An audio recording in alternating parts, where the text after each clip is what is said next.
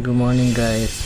For today vlogs, ito nga pala, meron tayo ditong Kawasaki CX-4RR na inline 4 na poging-pogi ang looks na sport bike na siya guys. And iniikutan ko siya guys for PMS. Bagay siya sa beginner and wag lang sa long ride kasi di ko siya ma-advise kasi medyo nakakangawit lang sa likod. Pero kung matiisin ka naman guys at kaya mo magtiis sa long ride, why not? Pwede naman. Ako na-try ko na kasi last time. Yun, nangawit lang ako ng konti. Pero kakayanin pa kung no choice din.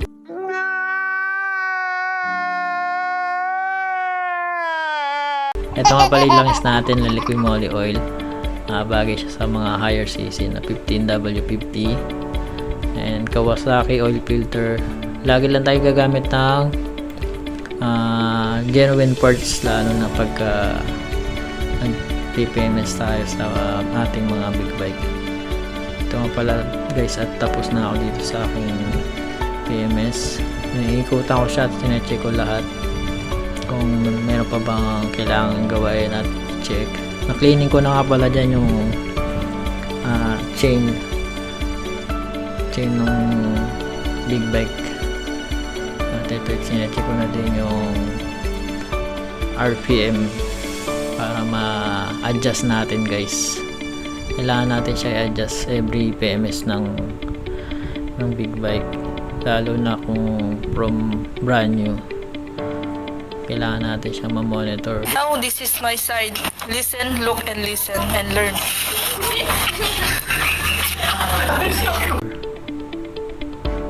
Ayan guys, i-test ko siya at papan.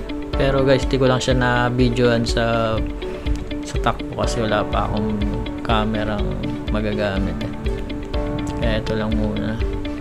I-review ko lang siya dito guys.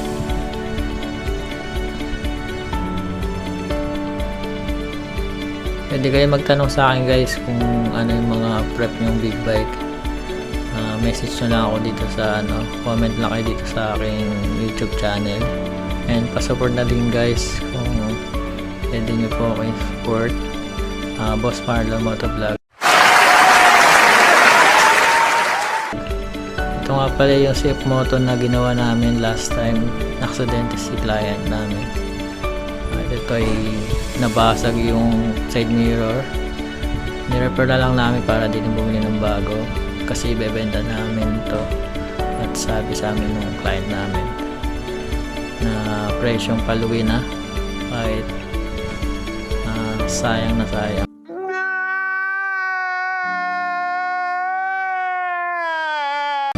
Ang odo lang niya nasa 8,000 lang yan guys. Wow! Sobrang bago pa, bata pa.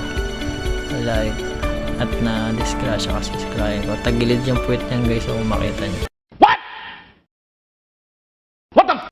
Ipapaano pa namin yan, ipapa-align pa namin para dumiretso, bumalik sa dating itsura. Ayan guys, may gas-gas na lang natitira dyan.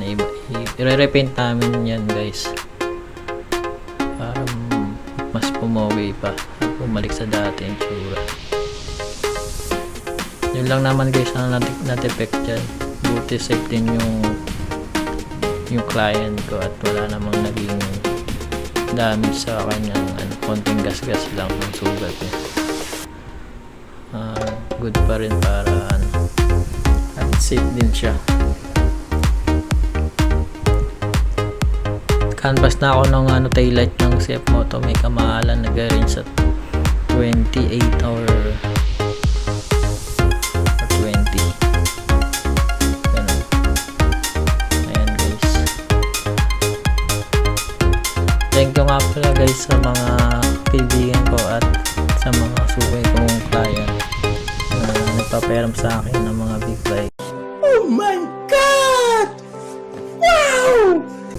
At nare-review ko na kahit wala pa ako sariling big bikes at ayun, gagamit ko sila.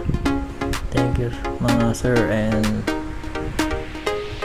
boss ko. Thank you.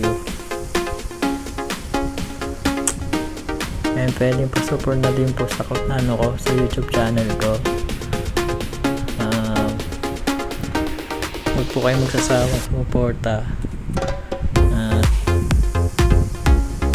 Lagi lang kayo manonood sa aking video sa mga in-upload kong motovlog tips.